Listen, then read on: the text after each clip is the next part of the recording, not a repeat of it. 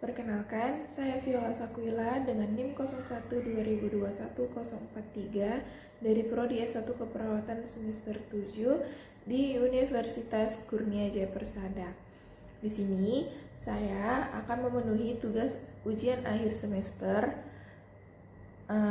dari mata kuliah keperawatan kritis.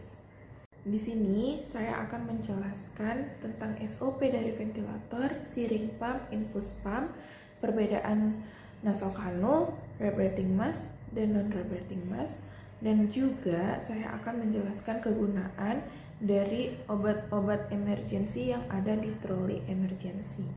Di sini, yang pertama saya akan menjelaskan SOP dari ventilator. Nah, ventilator itu sendiri mempunyai pengertian yaitu suatu alat bantu nafas atau ABN yang berfungsi untuk mengontrol, membantu, atau mengambil alih fungsi paru-paru dari pasien tersebut. Nah, yang pertama-tama yang akan kita lakukan adalah persiapan alat, di mana alat-alatnya itu terdiri dari 4. Ada yang pertama itu ventilator, O2, dan udara tekan. Yang kedua itu ada air viva atau amubek. Yang ketiga itu persiapan untuk menghisap sekretnya. Dan yang terakhir itu ada regulator. Selanjutnya, setelah menyiapkan alat, kita akan melanjutkan dengan prosedur yang lainnya, yaitu hubungkan ventilator dengan sumber listrik, hubungkan ventilator dengan O2 dan udara tekan.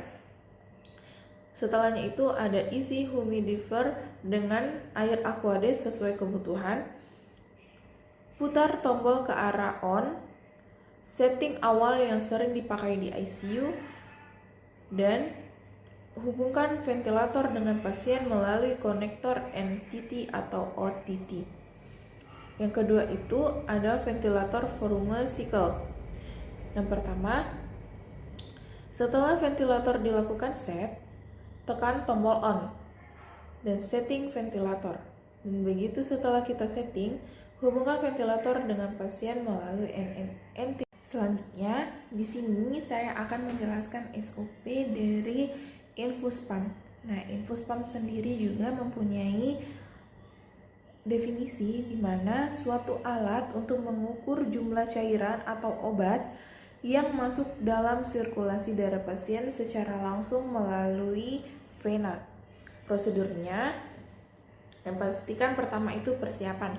Nah, persiapan di sini itu yaitu infus pump dan tiang penyangga, yang kedua cairan infus, dan yang ketiga infus set sesuai dengan alat infus pump.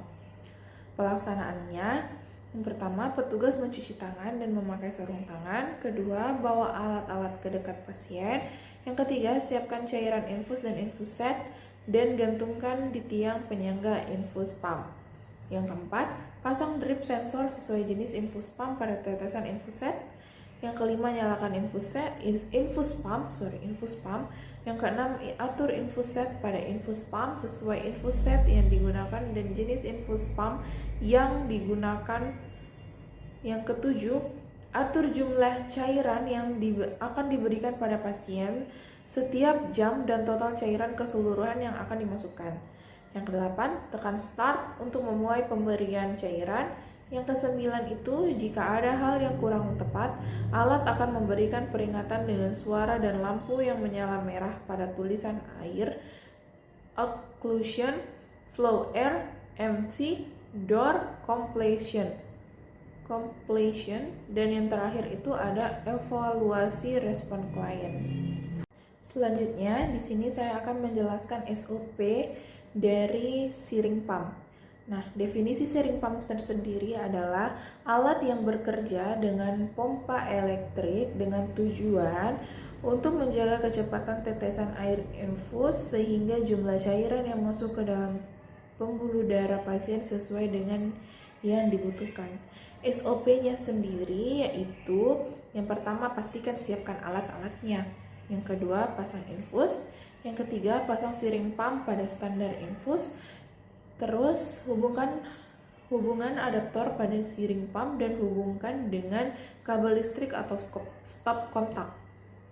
Selanjutnya, masukkan cairan yang dibutuhkan ke dalam spoit 30 cc atau 50 cc. Sambung dengan extension tube Lalu hubungkan dengan intravena atau kateter yang terpasang atau dengannya setelah dimasukkan di dalam vena. Selanjutnya itu, tekan tombol on dan tunggu sampai lampu menyala. Selanjutnya, tekan tombol pengatur tetesan yang dibutuhkan untuk menentukan jumlah cc atau jam. cc atau per jam. Selanjutnya, setelah dari situ, tekan tombol start dan yang terakhir itu catat waktu dan jenis cairan yang telah. Selanjutnya, di sini saya akan menjelaskan perbedaan dari nasal kanul, rebreathing mask, dan non-rebreathing mask. Kalau nasal kanul itu digunakan untuk terapi oksigen pada pasien dengan kebutuhan oksigennya itu rendah hingga sedang atau saturasi oksigennya itu 90-95%. Sedangkan rebreathing mask dan non-rebreathing mask itu untuk perbedaannya non-rebreathing dan rebreathing mask yaitu terletak pada katup atau valve yang terdapat pada non-rebreathing mask, di mana CO2 yang dikeluarkan tidak akan masuk ke dalam reservoir bag, sementara pada rebreathing mask itu tidak terdapat katup, sehingga CO2 yang dikeluarkan pasien itu dapat kembali masuk ke dalam. Nah, selanjutnya saya akan menyebutkan apa saja sih obat-obat yang ada di troli emergency.